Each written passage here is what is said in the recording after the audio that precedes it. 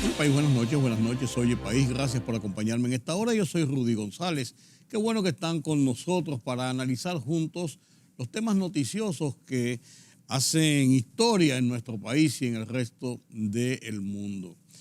Lluvias en este día, ya había anunciado meteorología que hay una vaguada interactuando con una onda tropical y que va a llover hay varias provincias incluso en estado de alerta verde, pero realmente uno a veces no se lleva mucho de esto. Se ha producido una lloviznita fina y esa es la peligrosa. Usted se la deja caer saliendo del carro, entrando a un sitio y eso. Eso no es nada. Tremenda gripe. Con la influenza que hay, cuídese. El COVID está cediendo, pero no provoca usted que le dé ahora una gripe, que se puede andar cerca del COVID y aunque está cediendo, tener problemas de COVID. Usted sabrá. Cada uno sabe por dónde se mete. Miren, el gobierno propuso un informe que se dio inicialmente y después se emitió el decreto y primero se dio el informe. A mí me gusta ver, Orlando Gil, mi compañero de toda la vida en el periodismo, me enseñó que uno debe ver el texto, el contexto de todo y después entonces uno analiza y hace notas y todo esto.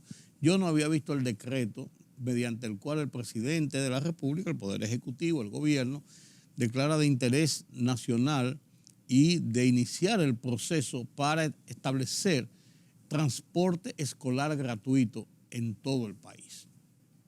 Y la idea parece magnífica y a mí no me cabe dudas.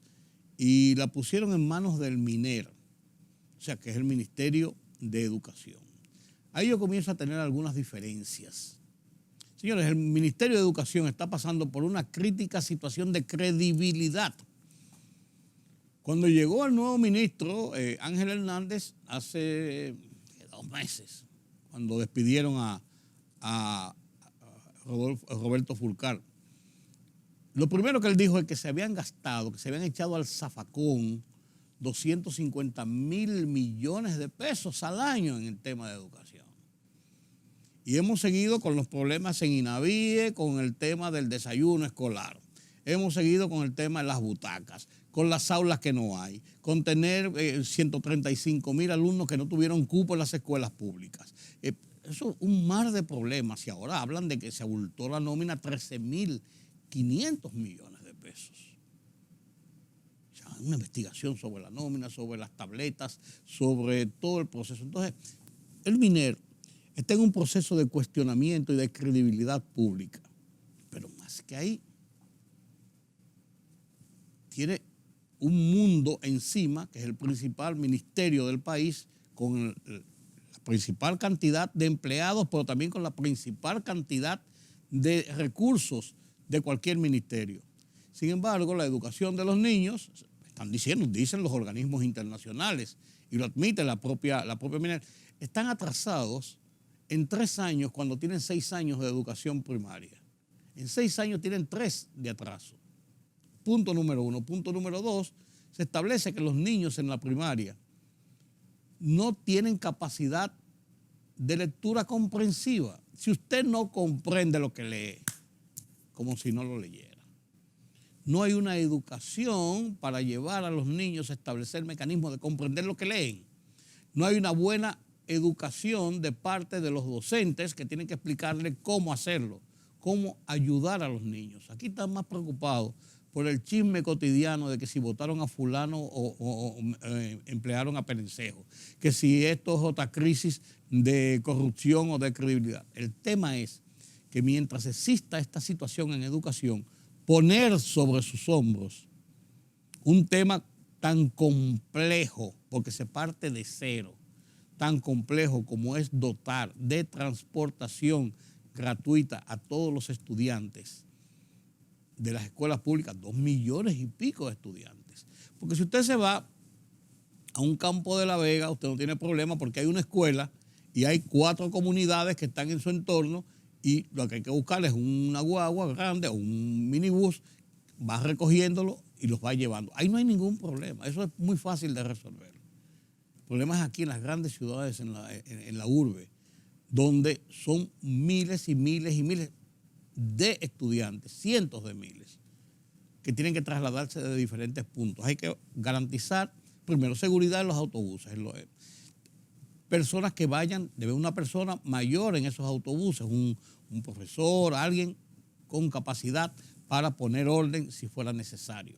Tercero, ¿quiénes son los choferes que van a conducir esos autobuses? Cuarto, ¿cómo es la logística para garantizar que cuando usted recoja o deje un niño de eso esté en un marco de seguridad? Que usted no lo deje. El muchacho bajó y cruzó la calle y le dio un tablazo a un carro. Eso no puede ser así.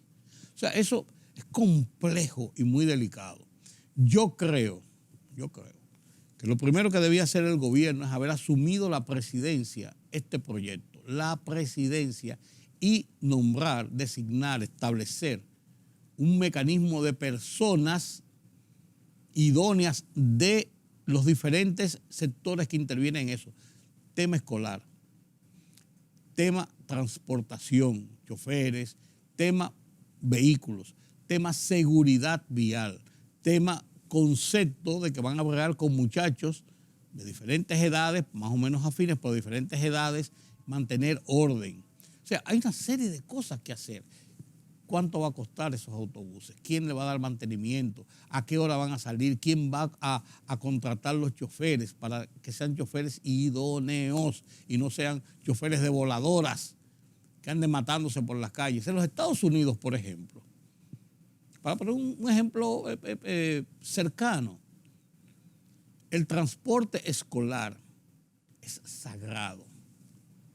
En cualquier ciudad de los Estados Unidos, las grandes urbes y las ciudades más pequeñas, el transporte escolar es sagrado. Cuando ese autobús amarillo, son todos amarillos y son muy similares, llega a un punto y se para y pone las luces de stop detrás, o sea, de pare, y abre una paleta de un lado, así que dice pare, stop. Oye, no hay vehículo que le rebase, ni vehículo que le toque de que bocina, ni vehículo que esté parqueado en el área donde él tiene que parquearse para dejar o recoger a los niños. Digo, eso es sagrado. Se desmonta un profesor, sale con los niños por la parte delantera, si va a cruzar para el otro lado de la calle, los cruza. Nadie se atreve a meterse mientras hay un autobús escolar parado ahí. El que viola eso, le ponen las esposas y va preso, que no le quepa dudas. Entonces, hay que ver muchas cosas. Yo creo que la presidencia debe asumir ese proyecto directamente, designar un estamento que se ocupe de todas las aristas de ese tema y tener el control total de eso. Yo no se lo dejaría al MINER. Punto número uno. Punto número dos, ya andan los choferes de los carros públicos, los dueños del país, como le decía Radamés Gómez Pepín, el director del Nacional. Los dueños del país ya están disputándose que cómo va a ser, que dónde van a buscar los choferes, que quién va a comprar los autobuses, que por qué, porque ellos están viendo como que si sacan a los niños de tener que transportarse en vehículos públicos, quizás lo que lo puedan hacer, le están quitando parte de su negocio a ellos. Tienen que ser choferes de ellos, de los sindicatos. Y las guaguas hay que comprar entre ellos. Hubo uno que dijo que lo que deben hacer es darle unos tickets gratis a los niños para que usen las guaguas de la onza. Eso es un disparate. Eso se oye muy bien, es un disparate. Cuando ellos tengan 14, 15, 16 años, ya 15, 16 años, que ya estén en la secundaria, que usted lo provea de un ticket, de un carnet especial como estudiantes que no tengan que pagar para que usen el metro, un transporte organizado. Eso es otra cosa. Pero niños de primaria y de intermedio, usted no puede mandarlo a que suban en una onza. No está volviendo loco, por Dios. Entonces ya hay una disputa con eso. Ya apareció un genio por ahí, que lo vi en la televisión una de estas noches, hablando de... Porque lo que hay que hacer es, según que cero mata cero, y que ya haciendo teorías de cómo hacer el asunto. No deben haber licitaciones complejas de mucho tiempo. Si tienen que haber licitaciones para comprar autobuses, que se hagan licitaciones. Si tienen que rentar los autobuses, que renten los autobuses. Yo no sé cómo es el mecanismo, pero no podemos comenzar a teorizar con esto para buscar beneficio de causa.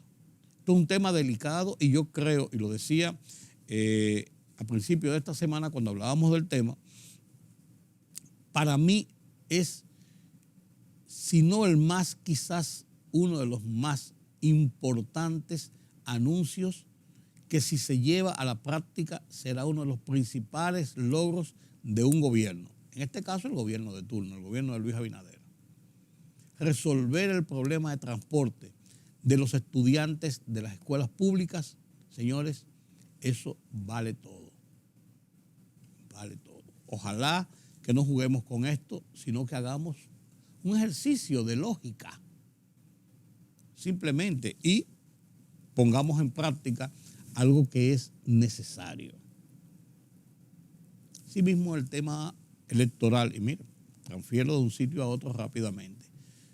Los tres grandes partidos, el PRM, partido de gobierno, el PLD, partido de la oposición, acabando de estar en el gobierno, y la Fuerza del Pueblo, un partido emergente diseñado para la estructura de una candidatura de Leonel Fernández, los tres principales partidos están en campaña abierta, bajo el sofisma, el PLD de que hizo una consulta, tenía una campaña interna para escoger a su candidato presidencial, de que le llamaron consulta. El PRM le llama reuniones. Hizo dos el pasado fin de semana, una en Santiago y otra aquí en la capital, multitudinaria, donde el eslogan era: Luis, 4 años más. Campaña de reelección, están en campaña. Y la Fuerza del Pueblo y Leonel Fernández le llama encuentros. Y en todos los encuentros, en todos esos encuentros es funda contra el gobierno y promocionando cuando ellos lleguen al poder y la candidatura de Leonel Fernández. Entonces los tres partidos están en campaña. Hizo bien la Junta Central Electoral en emitir rápidamente un comunicado diciendo que eso es una aberración. No dice aberración, esa palabra se la pongo yo, pero es la conclusión de lo que ellos dicen. Y que además de eso es un desbordamiento de la actividad política que puede provocar que nos pasemos el resto del año 2023, que es un año preelectoral, metido en una campaña hasta los tuétanos, violentando todas las leyes y todo lo que está establecido de cómo es el cronograma a seguir para llegar a los procesos electorales del 2024. Comenzando por el del primer domingo del mes de octubre del 2023, que es el año previo a las elecciones, que es cuando todos los partidos deben hacer sus primarias y establecer quiénes son sus candidatos presidenciales. Claro, los tres partidos tienen sus candidatos presidenciales. El PRM es Luis Abinader, que va por la repostulación. La Fuerza del Pueblo es un partido diseñado a la candidatura de Leonel Fernández. Y el PLD se metió en el juego al escoger a Abel Martínez. O sea, los tres principales partidos tienen candidatos. No lo han oficializado y lo oficializarán en el primer domingo de octubre del año que viene, del 2023, pero están corriendo ya en paralelo en una campaña adelantada. Una campaña que cuando comienza no la detiene nadie. El tema está en que la Junta Central Electoral no tiene los mecanismos para poder hacer frente a esto, prohibirlo y evitarlo. No puede, no tiene. Primero está peleando. La Junta se debe a los partidos. El conjunto de los delegados políticos y el pleno de la Junta establecen las normativas de acuerdo a lo que establece la ley que deben seguir los procedimientos para los procesos electorales y la vida de los partidos. Claro, los dos principales partidos de oposición están en eso, PLD y la Fuerza del Pueblo. Y el otro partido, que es el partido de gobierno, de donde se dan los cuartos para la Junta y para los partidos, y donde es el Estado Dominicano, que lo controla el Poder Ejecutivo, como jefe del Estado, el presidente de la República. ¿Qué hace usted? Está atrapado y sin salida prácticamente. Y eso no debe seguir ocurriendo. Además, el sistema político nacional, que está concentrado en el Congreso de la República, los legisladores, senadores y diputados son representantes políticos de los partidos, supuestamente en representación del pueblo, pues son los que tienen estancados los proyectos de leyes para reformar la ley electoral y la ley de partidos, y la van a sacar cuando le dé la gana, si les da la gana. Entonces, en medio de esa estructura, la Junta Central Electoral está prácticamente atrapada. Y hace bien el presidente de la Junta, Román Jaques, en llamar la atención de lo que está pasando. Pero además de llamar la atención de lo que está pasando, no solamente llamar la atención, sino decirle, señores, tengan cuidado, que si nos metemos desde ahora en una campaña, además de violar la ley, esto se puede tornar incontrolable de cara a los días del proceso, que es en febrero del 2024 y en mayo del 2024. Ese es el tema. Ese es el tema, que no le quepa dudas a nadie de que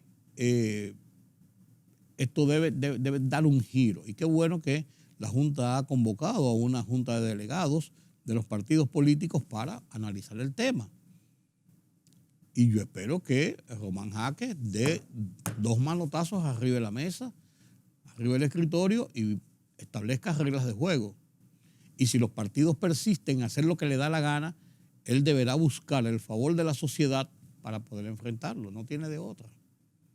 Las elecciones son un tema de imagen y de confianza. Si se perdió la confianza en la dirección de la Junta, si la imagen indica que esto es un manga por hombro, perdemos la mitad del pleito en el proceso electoral que se avecina. ¿Qué les parece el cuento? Hablando del transporte escolar, Miguel Franjul en el Listín Diario publicó un editorial sin desperdicios. Sin desperdicios. Y se titula Transporte escolar, una decisión trascendental. Pero tiene unos periquitos que la comparto con ustedes a continuación.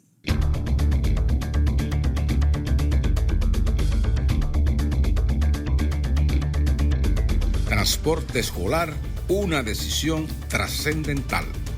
Es una decisión trascendental del gobierno la de implantar un sistema para que 2 millones de alumnos de las escuelas públicas puedan ser transportados gratis desde sus casas a los planteles y viceversa.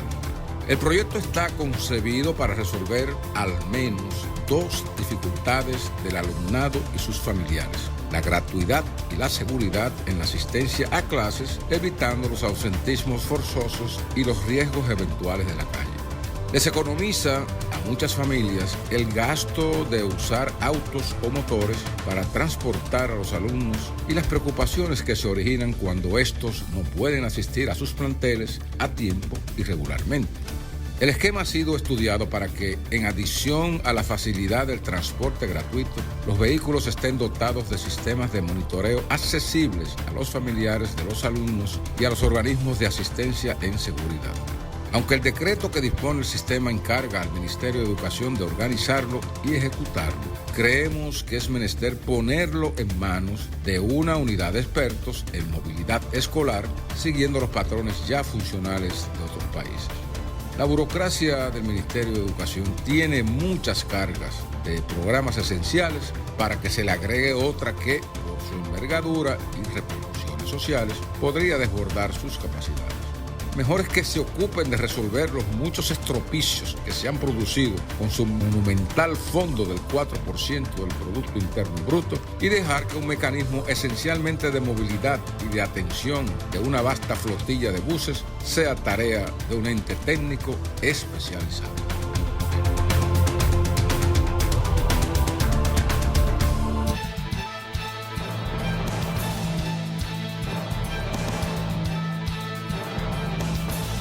Los jueces de la segunda sala de la Suprema Corte de Justicia condenaron a 3 meses de prisión suspendida al diputado por Sánchez Ramírez, Sadoki Duarte, tras ser hallado culpable de ultraje y rebelión a la autoridad. Sin embargo, los jueces lo descargaron con relación al caso de la agresión al arraso policial Dislady Heredia Figueroa, que originó el proceso judicial seguido al legislador. La Dirección Nacional de Control de Drogas se incautó 213 latas que simulaban ser de tomates rellenas de marihuana en el puerto de Jaina Oriental, municipio de Santo Domingo Este.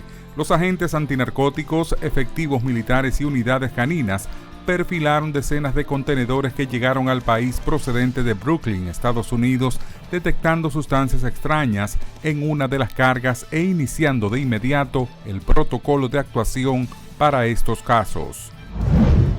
Con una cartera de préstamos de $1.500 millones en 18 proyectos específicos, de los cuales 6 se ejecutan este año, con $1.200 millones, el Banco Interamericano de Desarrollo BID prioriza en la República Dominicana 3 sectores de crecimiento y avance, que son la energía, el saneamiento de las aguas y el tratamiento de los residuos sólidos, así como el cambio climático. El Ministerio Dominicano de Educación Superior, Ciencia y Tecnología, MESIT, informó que los gobiernos de España y República Dominicana celebrarán a mediados del próximo mes de noviembre un encuentro con universidades de ambos países para tratar la cooperación entre centros de estudios superiores y la concesión de becas.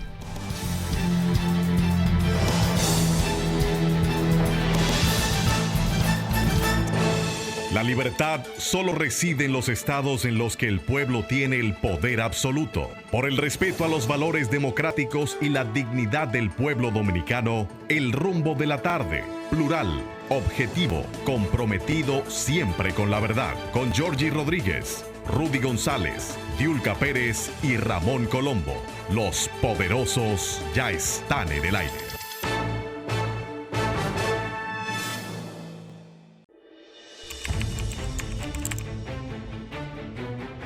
Periodismo de investigación, columnas, opinión, análisis, reportajes de fondo.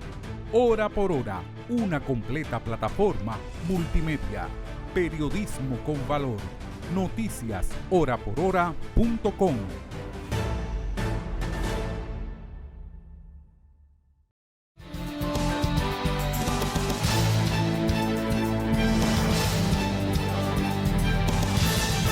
El banco en su casa.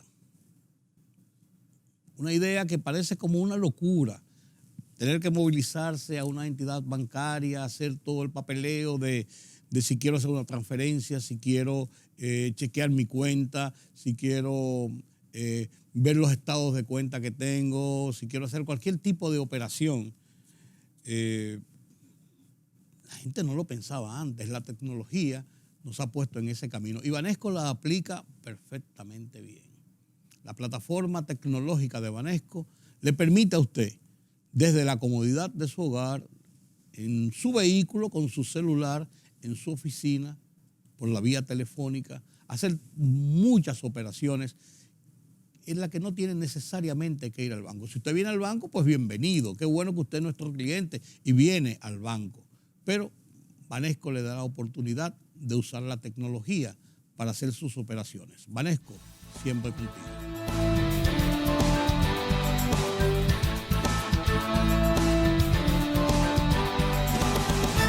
Este año ha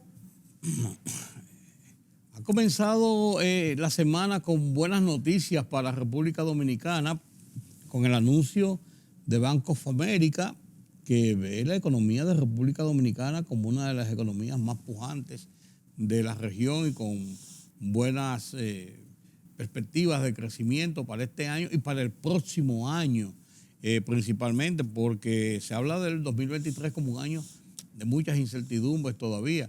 Y esto viene en relación a lo que han dicho los organismos internacionales, Fondo Monetario, Banco Mundial, la CEPAL, sobre el manejo y el ritmo de la economía de República Dominicana. ¿No es así, don Carlos? Buenas noches. Buenas noches, sí. Siguen cayendo buenas opiniones, buenas declaraciones sobre la República Dominicana. Comentábamos en programas anteriores, opiniones de otros reputados bancos de inversión internacional, como Citibank, JP Morgan. Y esta vez el Bank of America también en su estudios, estas instituciones hacen análisis sobre las economías de la región, ¿no? Y resalta que la economía dominicana se perfila como una de las economías que tendrá uno de los mejores desempeños para este año y para el año 2023, donde las perspectivas no son las mejores, como ya hemos analizado otras veces. El Banco of America estima que República Dominicana estaría creciendo por encima de un 4%, lo que equivale a decir por encima de la media de la región, aún en condiciones de recesión. Esos... Oye, pues son muy buenos. Esas proyecciones tienen un efecto muy favorable. Eso te iba a decir, ¿qué significa eso para el manejo financiero internacional del país, por ejemplo? Mira, recientemente nosotros comentábamos que la inversión extranjera directa para la República Dominicana podría situarse entre los 3.500 y los 4.000 millones de dólares. Y lo resalta el gobernador del Banco Central en el informe que vamos a ver más adelante. esto obedece en gran medida a la confianza. La inversión va con la confianza y con la estabilidad social. Y cuando tú ves que fluye a la economía dominicana la inversión extranjera y la local también, que requiere un entorno de confianza. Esto se respalda precisamente por las calificaciones de las instituciones internacionales, por los informes del Banco Mundial, del Fondo Monetario, del BID, o sea, los informes de los organismos internacionales. Y recientemente el gobernador del Banco Central participó en un evento internacional de Fondo Monetario, y la economía dominicana sigue siendo reconocida como una de las economías más sólidas dentro de lo que son las economías de la región, y sobre todo en el contexto de un entorno muy convulso. Eso principalmente porque no solamente convulso, sino inestable, que uno no sabe a dónde va a llegar. Incertidumbre. Sí, incertidumbre. Esa es la palabra. Más que riesgo, porque el riesgo siempre hay. Siempre hay. Pueden ser menores o pueden ser mayores, pero riesgo siempre hay. Pero incertidumbre es que tú no sabes en qué nivel de los riesgos que tú tienes va a llegar por cualquier situación. Claro, eso no quiere decir que estemos bollando, eso no quiere decir que no tengamos problemas, tenemos. Lo digo porque quizás mucha gente que no se escucha dice, pero ese no es el país que nosotros vivimos. Sí. No, pero la realidad es que si bien no es que estemos, digamos, en el top, pero no somos los que estamos peor. Sí. Y en gran medida seguimos mejorando. Muchas cosas se han ido mejorando en la marcha. Sí, yo creo que sí. Hay algunos temas que a mí me preocupan de lo de el desempeño oficial en varios puntos, porque, por ejemplo, aunque hablamos de constreñirnos en algunas cosas, vemos por otro lado como que hay muchos planes y muchos programas de mucho dinero. Por ejemplo, este programa del transporte escolar es un programa que representa mucho dinero. Y cuando vemos que la misma educación plantea esta situación de tantas turbulencias en la educación, ese anuncio de que se aumentaron 13.500 millones de pesos en la nómina, eso es, uno como que ve cómo sortear esas cosas, Carlos. Mira, el problema aquí es que yo creo que hay que ir más allá de lo que es la asignación de recursos, la canalización de recursos financieros. Con la educación, todo el mundo sabe que con la entrada en vigencia del 4%, ese ministerio ha tenido recursos como nunca, como ningún otro ministerio jamás haya tenido, ¿no? Claro. Sin embargo, decía el ministro de Educación que aunque hemos aumentado la titularidad en 6, o sea, a un sexto nivel, pero él dice que el nivel de desempeño ha retrocedido. Sí. Tenemos a un 3. Entonces, ¿en qué estamos? A la mitad, claro. Aumento de cantidad, pero calidad deterioro. Claro. Y eso de que los niños en la lectura comprensiva son menos del 50% también es terrible. Es lo que te digo, o sea, el desempeño, con todo y que estamos siguiendo un enfoque por competencia, el desempeño estamos retrocediendo. Claro. No, por eso yo te decía que las inversiones que se ven necesarias y que son importantes, uno dice cómo conjugarla con esta. Yo creo que esa es importante, la del transporte. Sí, no, creo que sí, pero no sé hasta qué punto fue debidamente planificada, porque eso va a demandar de inmediato una respuesta que no sé si tenemos la capacidad para asumirla. Sí. Eso puede ayudar mucho, como también puede estar ayudando el desayuno escolar, el apoyo financiero, pero desgraciadamente el problema serio en la educación lo tenemos con la calidad. Claro. Y eso implica mejorar la formación profesoral, yo creo que hasta la actitud, la vocación, todo eso, porque tú y yo tuvimos profesores que no eran los mejor pagados en aquella época, pero tenían vocación. Siempre no eran profesores, eran maestros. Más que profesores, maestros, que enseñaban. Eso es así. Pero con todo y eso, la economía tiene un buen desempeño, Carlos. Sí, ahora con motivo ya del cierre del mes de septiembre, concluye lo que son los primeros 3 trimestres de la economía y ya el último se proyecta sobre una base más firme o con menos margen de error, ¿no? Sí, sí. O probabilidad de error. No ha habido el comportamiento del año. Sí, de hecho, muchas proyecciones para el cierre de año se hacen ya basado a los primeros 9 meses, ¿no? El Banco Central, con motivo de su 75 aniversario, en el discurso del gobernador, entregó las informaciones relativas a lo que es el comportamiento de la economía para el mes de septiembre y los primeros 9 meses del año, utilizando su indicador de corto plazo que se llama IMAE, sí. Índice de medición de la actividad económica.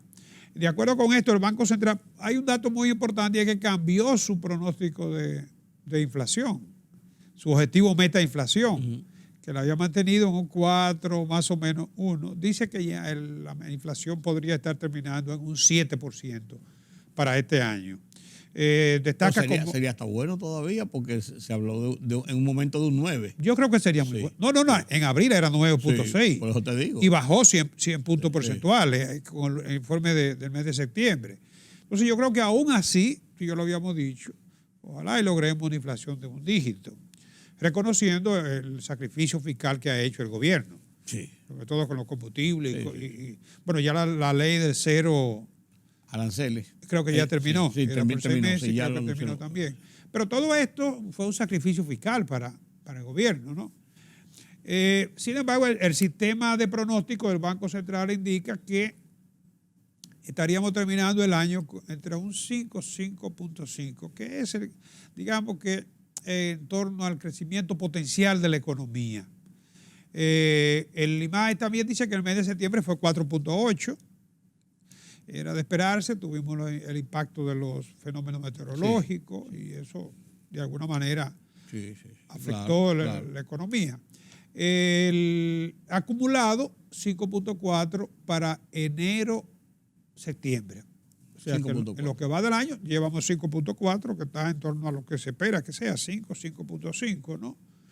La tasa de desocupación abierta es de un 4.8 entre la última medición, que es trimestral que se mide, ¿no?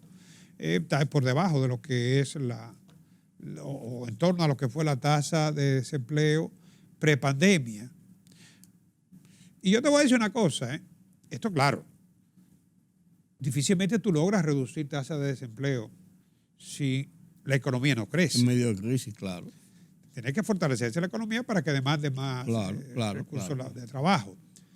Pero lo cierto es que si la economía dominicana no tuviera mano de obra extranjera, para decirlo de alguna manera elegante, en lugar de ese desempleo bajo, abierto, sea mucho menor. Yo creo que tuviéramos escasez, insuficiencia de oferta. En algunas áreas. En algunas áreas sería crítico. Sí. Bueno, el enero-septiembre las exportaciones, dice el reporte del Banco Central, ascienden a 10.543 millones de dólares. O sea que si en 9 meses hemos pasado los 10.000 millones, todo pinta que podríamos estar terminando con 14.000 millones de dólares de exportaciones. Por encima incluso de lo que se había proyectado, que se había hablado que entre 10 y 12. Aquí hay que resaltar la zona franca, que responde por alrededor del 10%, del 60% de las exportaciones, y que siguen registrando un crecimiento en torno a un 7%, ¿no?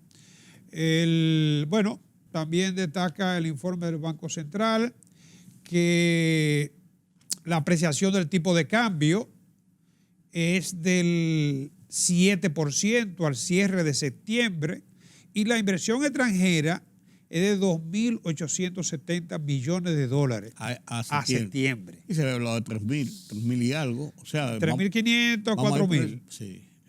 Parece que va en esa dirección. Sí. También tenemos aquí la Reserva Internacional en torno a 14.000 millones con unos 5.7 meses de importación y en torno al 12.3% del Producto Interno Bruto, que para este año se espera que tenga un crecimiento muy favorable.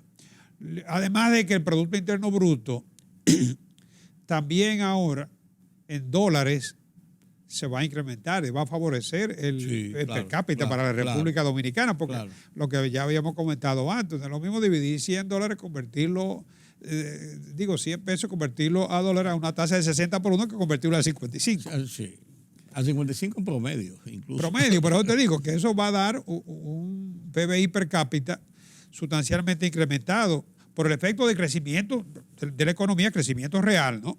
Pero además, cuando tú lo mides en dólares, que es la moneda que se utiliza a nivel internacional para calcular el per cápita, va a salir favorecido también con el tipo de cambio. Claro, pues mira, la tasa de cambio comenzó a subir ligeramente en la primera semana del mes de octubre, pero volvió a niveles ya controlados y un poquito con tendencia a la baja. No, ya es difícil, ¿eh? Es difícil porque, en primer lugar, el flujo de divisa a la economía no se ha detenido. ¿No? Tanto las remesas como las exportaciones. El turismo, la inversión extranjera directa. Sí. Ahí tú tienes los principales generadores de divisas, ¿no? De hecho, el Banco Central estima que los ingresos de divisa estarían alcanzando para finalizar el año 39.300 millones de dólares. Un crecimiento muy importante, y creo que de los niveles más altos que hayamos tenido en los últimos tiempos, ¿no? Casi 40.000 billones de dólares de ingresos de divisa. O sea que todos los indicadores macroeconómicos, obviamente son estimaciones, pero consolidan una economía no solamente recuperada, sino en vía de fortalecimiento. Sí. Con todo y las incertidumbres que tú mencionabas hace un momentito, entre ellos lo de los precios del petróleo. Que claro.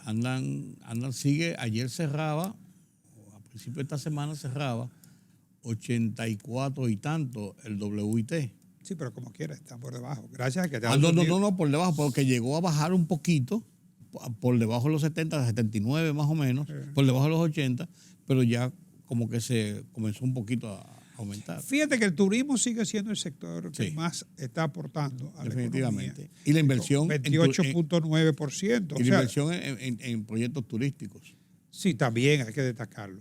El Banco Central resalta que los servicios que tienen una ponderación en la economía de un 60%. El 60% de esta economía, del Producto Interno Bruto de esta economía, se genera en actividades vinculadas con los servicios. Antes tú recuerdas que éramos un país eminentemente agrícola. El turismo con un 28.9%, la salud 11.7%, administración pública 7.8%, transporte, y estos son sectores de servicios, transporte 7%, comercio 6%, finanzas 5.7%, zona franca 6.6%, la agropecuaria 3.8%, la agropecuaria se vio afectada, fue la más afectada. Por Fiona. Sí, pero de todo modo es importante resaltar el crecimiento de los sectores que tienen mucho más fortaleza, exacto, sobre la economía. Sí, que además que inciden directamente en la economía popular. Claro. Tiene mucho que ver. Mira, las metas tributarias, tú estableces aquí que la Estrategia Nacional de Desarrollo se han quedado cortas las metas tributarias. Sí, lamentablemente. Cuando se aprobó la Estrategia Nacional de Desarrollo, creo que fue la Ley 01 del 2012, claro, una Estrategia Nacional de Desarrollo es un plan a largo plazo. A largo plazo, sí. Era con miras al 2030. Es imposible que nosotros podamos hacer nosotros ni nadie pueda garantizar lo que va a pasar en los próximos 15 años. Nadie podía pensar en la pandemia, por ejemplo. Y menos con este revoltillo que ha pasado. Pero desde el 2012, ¿quién podía pensar que podíamos tener una pandemia que afectara tanto? Bueno, yo creo que esto se ve cada 50 o hasta 100 años. Cuidado, cada papá de 100 años, sí. Bueno, tú y yo no habíamos conocido una experiencia de una pandemia como esta, ¿no? De todo modo, en el año 2012 se hicieron proyecciones, que es lo que se hace en un plan de desarrollo, ¿no? Y tú recuerdas que el INTEBI se comenzó a aplicar algunos productos que no tenían, que yo recuerdo así, el yogur, por ejemplo, ¿no? Con un 8%. La idea era llevarlo a un 16% en el año 2015 para comenzar el 2016 con un INTEBI del 2016 para todo, porque el otro INTEBI, el que estaba en un 16, el que ya existía, se llevó a un 18 para bajarlo. Para cuando se estableciera, compensarlo 16%, todo. Sí. Exacto. Uno que venía subiendo, uno que venía bajando y se buscaba como una media. Bueno, pues eso no se ha podido lograr. No. Seguimos pagando el 18. Sí. Afortunadamente se enlazó, se condicionó, porque de lo contrario iba a tener que desmontarlo de todas maneras. Y el ITV es la principal fuente de generación de ingresos del gobierno, ¿no? La presión tributaria en ese año era del 13%. En el 2016 debimos tener un 16%. No, pues seguimos No hemos llegado. en 14 puntos algo. No, 15. ahora mismo, bueno, la media precisamente es de 14.7, la media. Y el presupuesto de este año se está haciendo con un 15.1%, ¿no? Tú me enviaste un artículo de Magín, en el Diario Libre, donde él dice que el déficit sigue siendo prácticamente el mismo a lo largo de los años, en torno a un 3%. Y, lógicamente... Dije que eso ha sido los años y es para el próximo también y seguirá. Sí, y es prácticamente imposible que nosotros logremos reducir el endeudamiento mientras no se corrija la brecha fiscal. Sí. Porque estamos gastando, mismo de este año, 15% de ingresos, 18% aproximadamente de gasto. 3%. Sí. Ahí no hay forma de... No, entonces con esa presión que en el año 2021 estamos hablando de que la presión es de un 14.7%. 2021, ¿no? ¿Y para el 2022 se proyecta más o menos igual? 2022 se proyecta que vamos a terminar en torno a un 15. Un 15. Igual, porque ya no va a haber cambio. No, muy difícil. Y el año que viene hay que ver cómo se mantienen esas metas y cómo incluso si pudieran aumentarse por un año preelectoral, acuérdate de eso. Pero fíjate que debimos tener 16 en el 2015. Sí. En el 2021 debimos tener, según la proyección de la Estrategia Nacional de Desarrollo, 19%. Sí. Ese es el año pasado. Sí. En el 2025, 21.5%. En el 2030, 24%. ¿Sabes que 24% es la media actual de América, de 17 países de América Latina? Sí. Pero eso yo lo veo lejos en República Dominicana, Carlos. Bueno, para que tengamos otra idea, ¿no? Los países de la Organización de la Cooperación y el Desarrollo Económico, OCDE, son países desarrollados, los más desarrollados del mundo, tienen una media de 41.4% de presión tributaria. América Latina un 24%. Nosotros tenemos una brecha con América Latina de un 9.7% y con la OCDE ni hablar, de un 27.1%. Sí, claro. Entonces, se habla, se opina sobre la presión tributaria, que hay mucho deterioro en los servicios, que usted tiene que buscarse respuestas, pero lo cierto es que si nosotros queremos mejorar la redistribución del ingreso, si queremos una sociedad más justa, más equitativa, de alguna manera el gobierno tiene que generar los recursos. Claro, deben ser mejor asignados, eso sí, No, y más transparentemente usado. Porque claro, hay un problema de confianza de la gente. No, y también de que la gente que paga se desencanta. Claro. Si tú tienes que compensar, además de lo que paga, compensarlo con servicios que debía darte el gobierno, el Estado. Entonces tú porque es que el daño del evasor es doble. Primero, compite deslealmente. El mercado puede favorecerle. Dentro de su mismo ambiente. El mercado puede favorecerle. Claro. Porque puede ofrecer precios por debajo del mercado. Claro, puede. Claro. Pero no lo hace. Y entonces desestimula al que paga también. Sí, claro. Que aunque no llegue al extremo de hacer lo mismo, pero óyeme, paga bajo protesta. Claro, porque si fulano de tal puede vender más barato porque evade, me saca de competencia a mí, entonces yo pago, además de eso. Claro, claro. O sea que sigue siendo uno de los grandes problemas. Fíjate que todo lo que se plantea en la Estrategia Nacional de Desarrollo es muy bonito, yo creo que es muy necesario, ¿no? Mejorar los servicios de salud, mejorar la tasa de mortalidad, todo lo que tiene que ver con los indicadores de desarrollo, la calidad del agua, medio ambiente, que justamente fue donde quedamos peor parados en el índice de desarrollo humano. La sostenibilidad medioambiental. Todo esto requiere recursos. ¿Cómo lo hemos ido manejando? Aparte del endeudamiento, sacrificando la inversión pública, que ya tiene un coeficiente del 12%, por debajo del 13%. Sí, estaba entre 12 y 13%, claro. Sigue siendo bajísimo. No, demasiado bajo. Y aunque un país que lo requiere todo. Claro, y aunque la inversión privada ha estado respondiendo, poner los niveles para servicios públicos y para satisfacer las demandas. Sí. Hay un sector de la inversión privada que ahora mismo no está en su mejor momento, que es de la construcción, porque con las altas tasas de interés Recuérdate que llevamos alza de tasa. En noviembre del año pasado, ¿tú sabes cuánto era la tasa? Un 3%, la tasa de política monetaria. Y hoy en día de 8.25, sí. 525 puntos porcentuales, ¿no? Sí. En las altas de tasa, a quienes más perjudican es el sector que tiene que ver con la construcción, la vivienda, sobre todo, ¿no?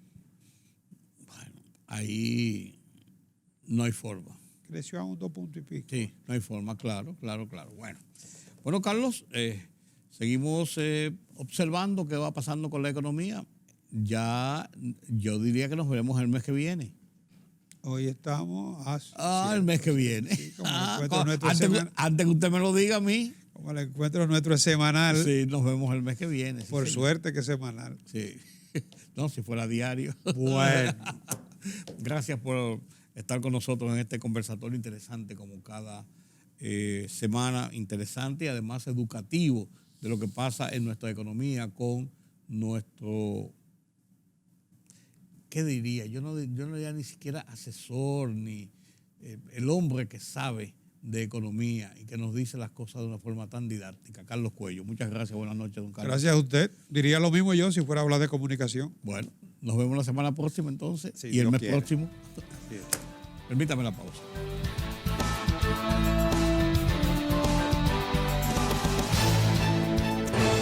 La libertad solo reside en los estados en los que el pueblo tiene el poder absoluto. Por el respeto a los valores democráticos y la dignidad del pueblo dominicano, El Rumbo de la Tarde, plural, objetivo, comprometido siempre con la verdad. Con Georgie Rodríguez, Rudy González, Diulca Pérez y Ramón Colombo.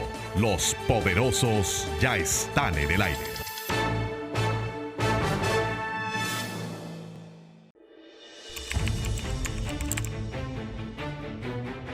Periodismo de investigación, columnas, opinión, análisis, reportajes de fondo.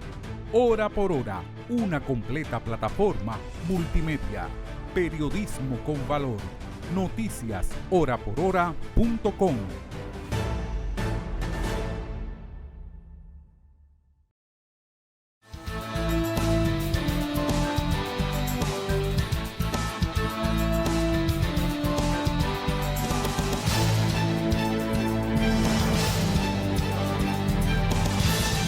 Los Estados Unidos le han puesto una serie de sanciones nueva vez a Nicaragua.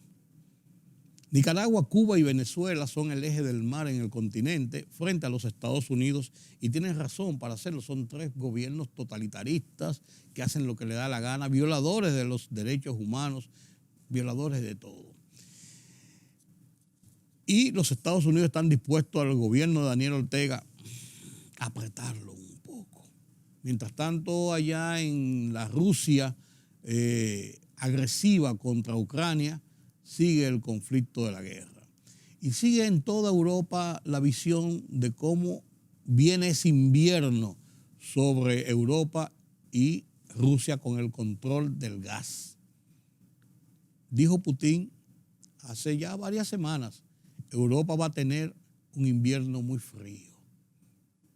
Las presiones siguen sobre los ataques de Rusia contra Ucrania, los misiles y la intención de doblegar a este país que le ha hecho frente y ha demostrado que el ejército ruso no es realmente invencible.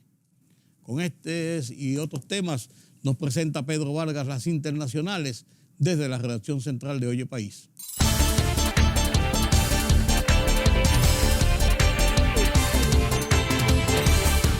El gobierno de los Estados Unidos advirtió a Rusia que el uso de bombas sucias o de cualquier otro tipo de armamento nuclear en Ucrania tendría consecuencias, un hecho que calificaron de un error increíblemente grave. En concreto, el presidente de Estados Unidos, Joe Biden, expresó que ha pasado mucho tiempo hablando de la posibilidad de que con sus denuncias sobre los supuestos planes de Ucrania para hacer uso de una bomba sucia, Rusia realmente esté allanando el terreno para un ataque de falsa bandera.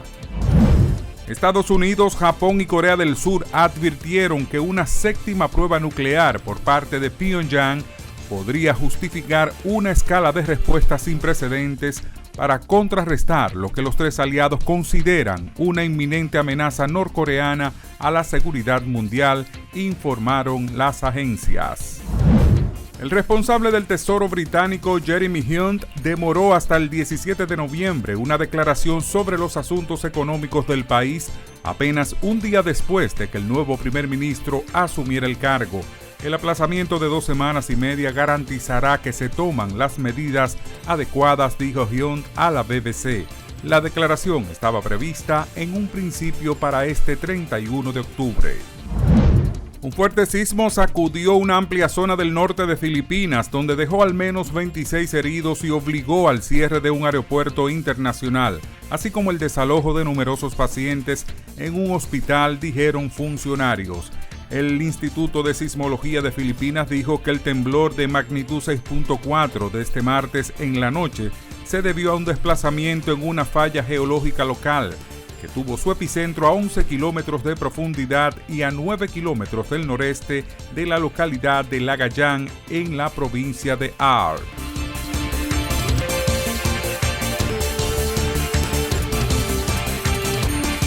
Así llegamos al final de esta emisión de Oye País. Gracias por su compañía en esta noche, ya en este nuevo día.